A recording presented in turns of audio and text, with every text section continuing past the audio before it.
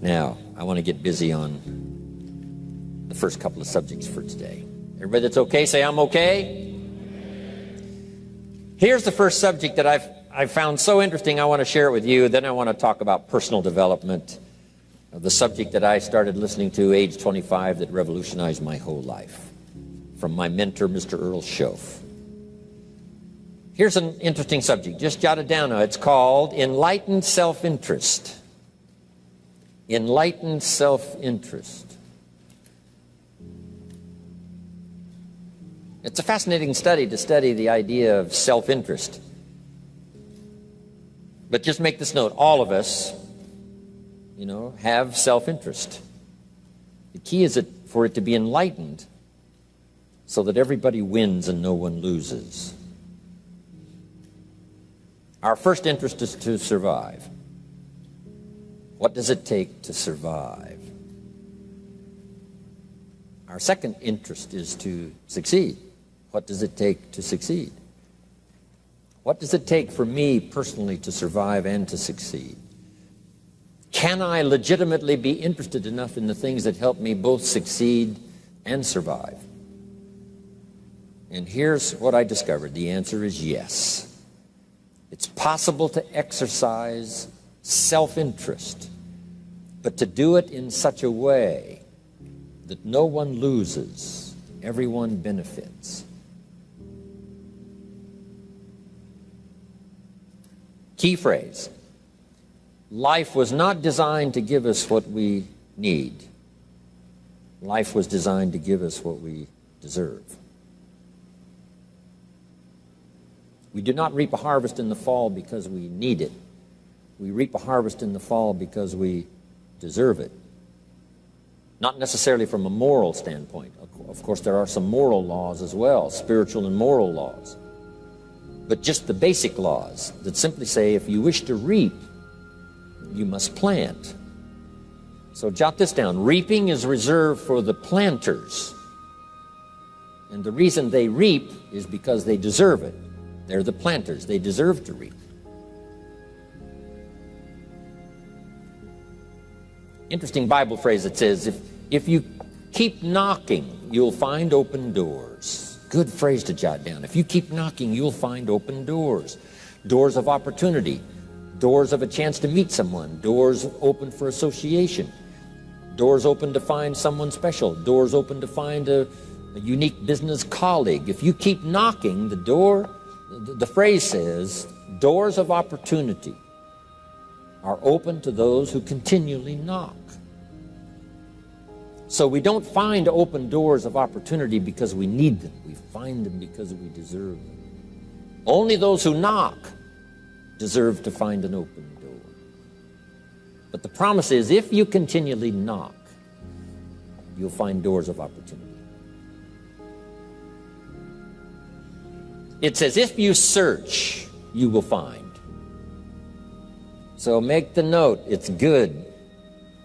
Finding is reserved for the searchers because they deserve it. Now, at first they may have needed it, but they now know that just needing it is not sufficient. But if they need it, now they must qualify for it. The reason why you're going to be blessed with good ideas this weekend is because you've come searching.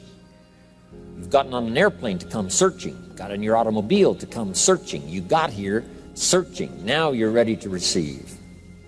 And for those who search, they will find answers. They will find plans, imagination to stir yourself into action for future benefit. So if you search to find a good idea, you must go looking, go searching. You've got to go to church.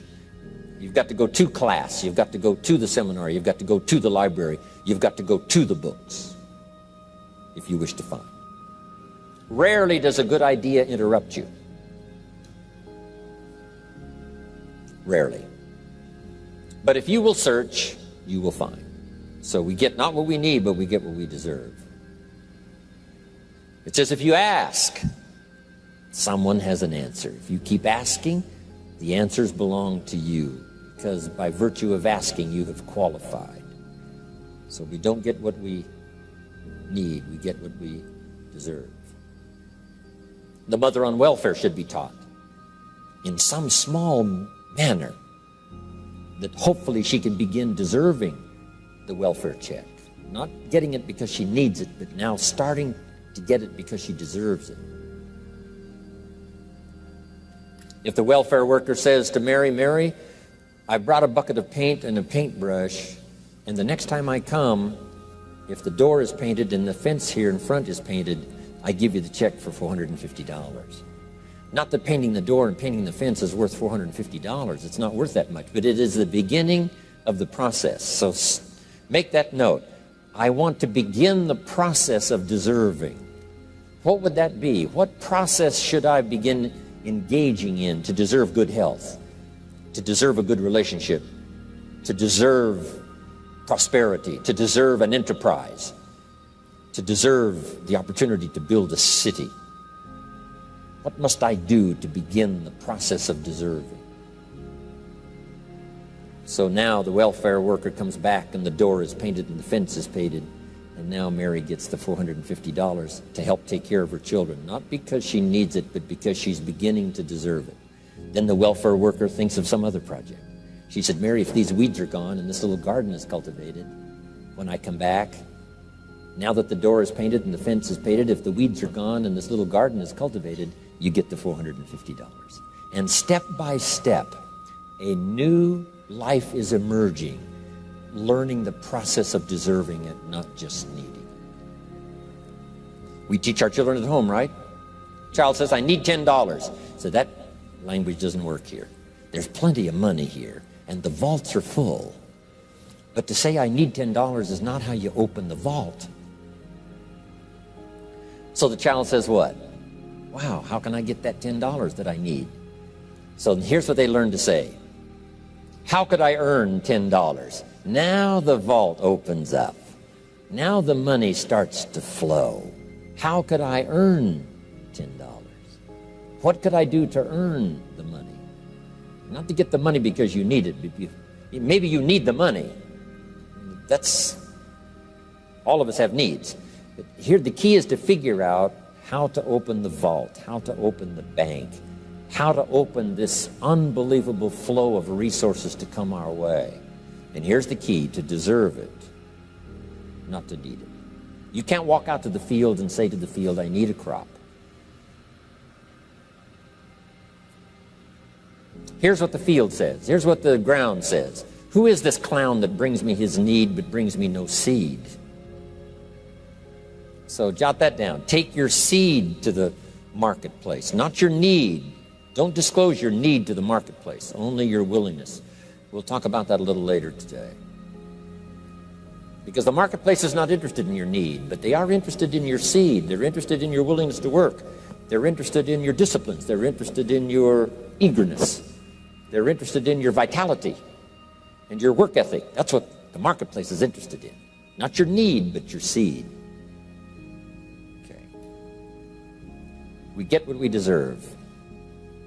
Old Testament God says, if you'll move toward me, I'll move toward you.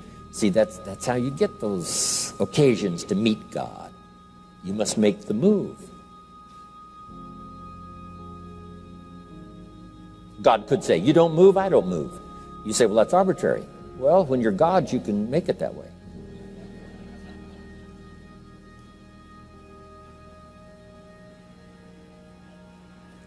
So, the law says if you wish to receive, now let's talk about enlightened self-interest. If you wish to receive, and we would call the wish to receive self-interest. But if it's enlightened self-interest, here's what it says. I understand that in order to receive, I must give.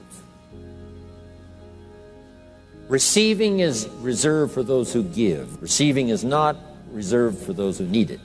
It's reserved for those who deserve it. We deserve the receiving by giving. In fact, there's an extraordinary phrase in this little context, and here's what it says. It's better to give than it is to receive. Now, the uneducated person would find that difficult to ponder. Why would it be better to give than it is to receive? So let me give you one of the better phrases for the day. Here it is. Giving starts the receiving process. So of course it's better to give than it is to receive. How much receiving do you wish? You must start the giving process.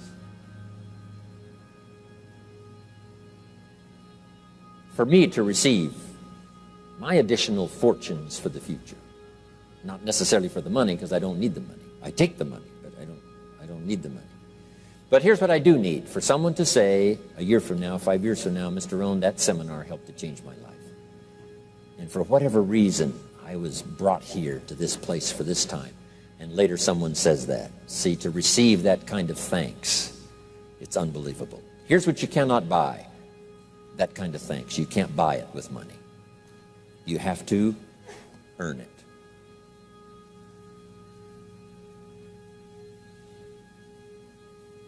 Now let's expand a little further now. It's called the law of riches and wealth. In our own self-interest, if we wish to be rich and wealthy and prosperous and healthy and all the valuable things we can think of for the human experience, how could we get there? It's understanding the law of enlightened self-interest and the law of deserving. The question was asked in the Bible, how can we be great? What is the key to greatness?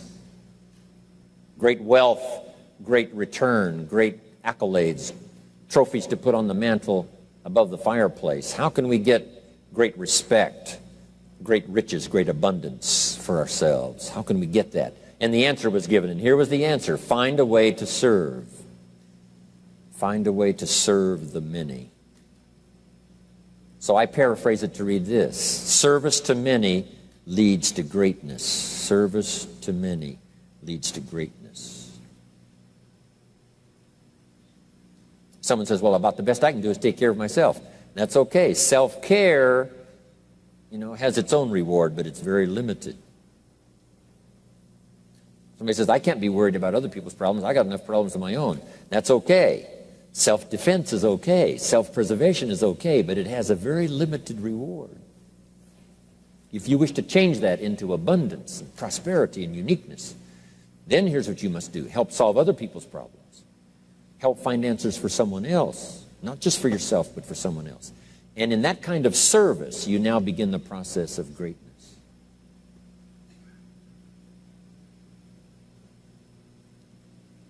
Someone asked the question, how can I be ruler over many? How could I manage a lot of people? How could I be the leader of a vast movement or enterprise?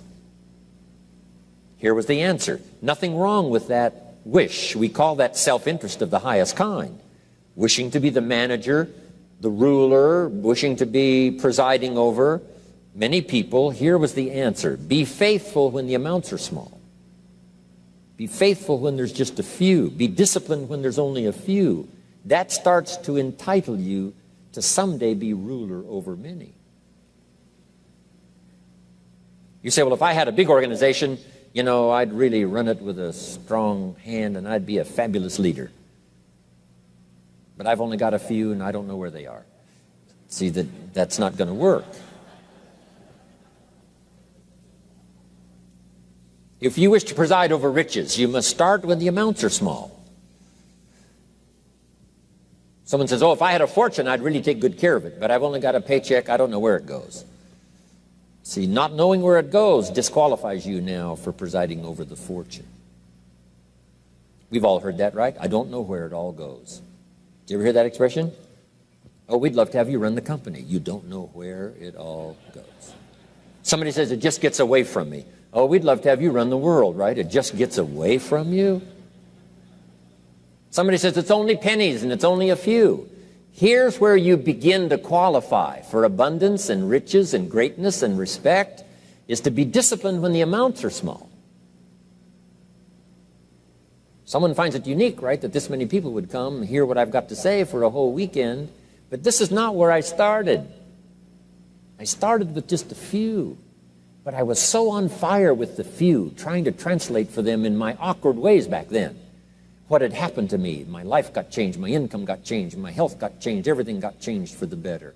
And now I've lived the most extraordinary life. But it started with my passion for just a few, to translate for just the few. Someone says, well, there's just a few here. You know, does this meeting matter when there's only a few? And the answer is yes. Jot this down. You never know who's in the audience, whether it's a few or 1,000 or whatever. But you got to be faithful when there's just a few.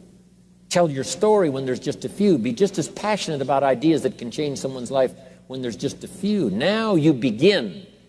You're not fully qualified, but you begin the qualification to someday speak to many. Someday preside over a vast crowd. Someday be the manager or the leader of millions. It starts in those early days. To deserve it,